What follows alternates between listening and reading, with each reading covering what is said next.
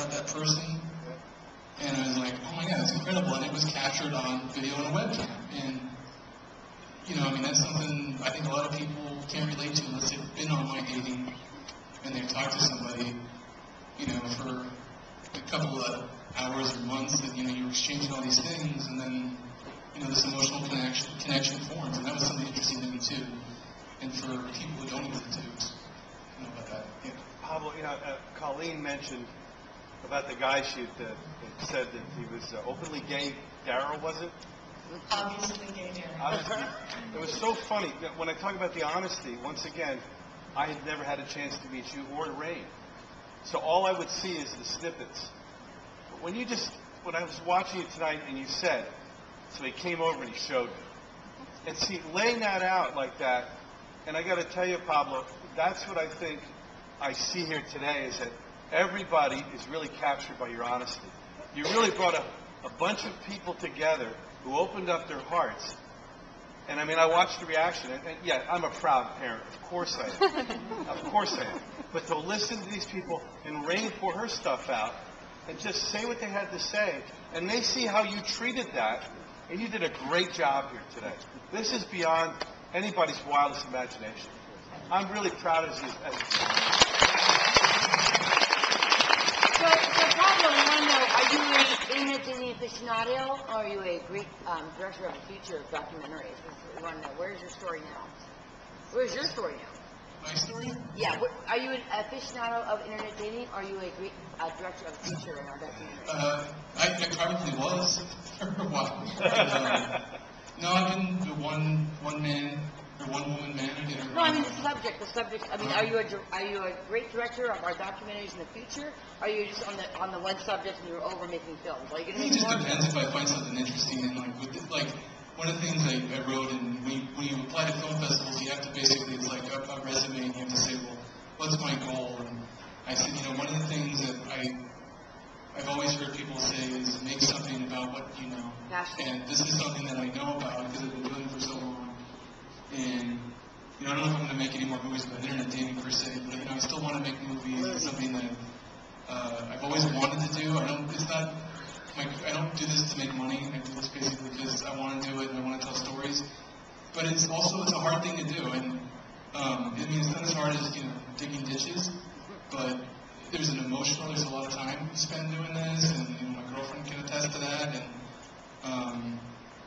and, you know, a lot of times films don't get finished, you know, so I think, you know, and, you know, there are times where I probably didn't want to finish this one just because I'm like, oh my God, I gotta watch this again. I mean, I've seen this thing probably 20 times. And Vance, the editor, he's probably seen it a million times, and we'd sit there and we'd recite the dialogue. I know lines that all of them said. Hey, Pablo. Yeah. One of the things you mentioned, you know, the first thing he did is he wrote Creep Show 3, which, that was back Real winner. There's a DVD. Yeah. Oh, there's DVDs. Then he also wrote a documentary about his getting better from cancer. It's called Sick. It's still not completed. I don't believe it's a finished project. He wrote a documentary about his grandfather called Trinidad. He's working on projects all the time. And the key is that this is his passion. I never got to pursue my passion. He can pursue his passion. And at the same time, we work together in a business also. Mm-hmm. So this is his love. And I see it. I mean, I can see it today what's happened. But there's some other great things that he's done.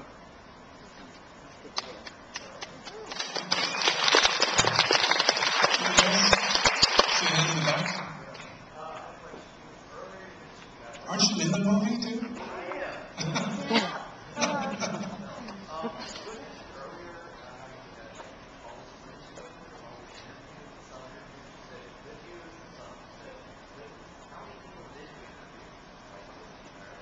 Everybody who I interviewed in it, I think it was around 11 people. And, you know, there were a couple times where, you know, the things would fall through, or sometimes people would send me these stories. Like one lady, she sent me a story about how some guy, he was missing his toe or something, and, you know, something really bizarre. And then there was a girl that had a good story, but it just, didn't work out. A lot of times it was just, people wouldn't follow through, and, maybe they'd have second thoughts or something. But, a lot of the I probably shoot an hour with everybody, so you have about an hour's worth of footage there, and then, shooting the B-roll stuff, or, finding all those pictures, and, like a lot of the pictures, some of them people gave me, some of them are from this website called Shutterstock, where you can find pictures that people put up there to download and to use in projects. Because, I think at first I thought, oh, it'll just be interesting to have these people talk, because I don't really like really cutty things that, you have no attention span to watch. But I kind of noticed, it's good to see when Rain talks about a boyfriend. You want to see your boyfriend, you want to see, you have some kind of image in your head. So, it's just, and then you have 16 hours worth of footage, and there's still a lot of good stuff that's not in the movie that could have been there, so it's kind of figuring out, and that's where, like, Vance, the editor, you want to stand up, Vance? Vance!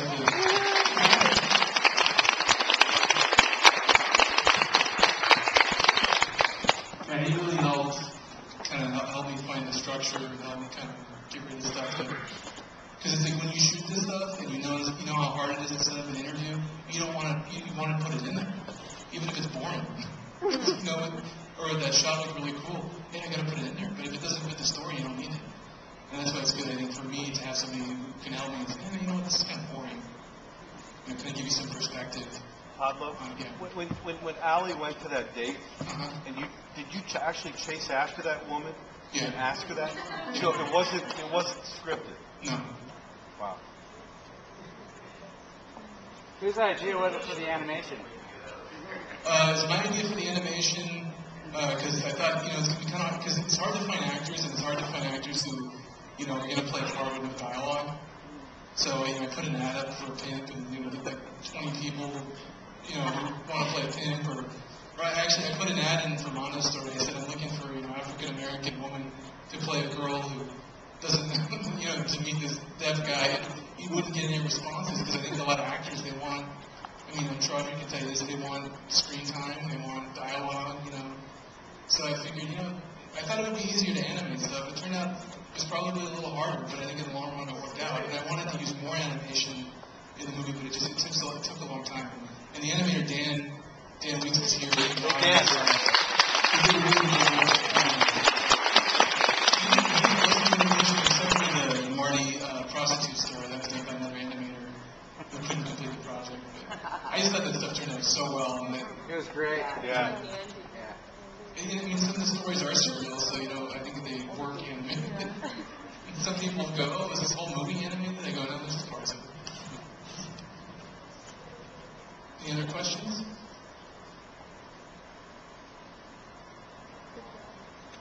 No. Great movie. Great. Thank you. Thanks, guys.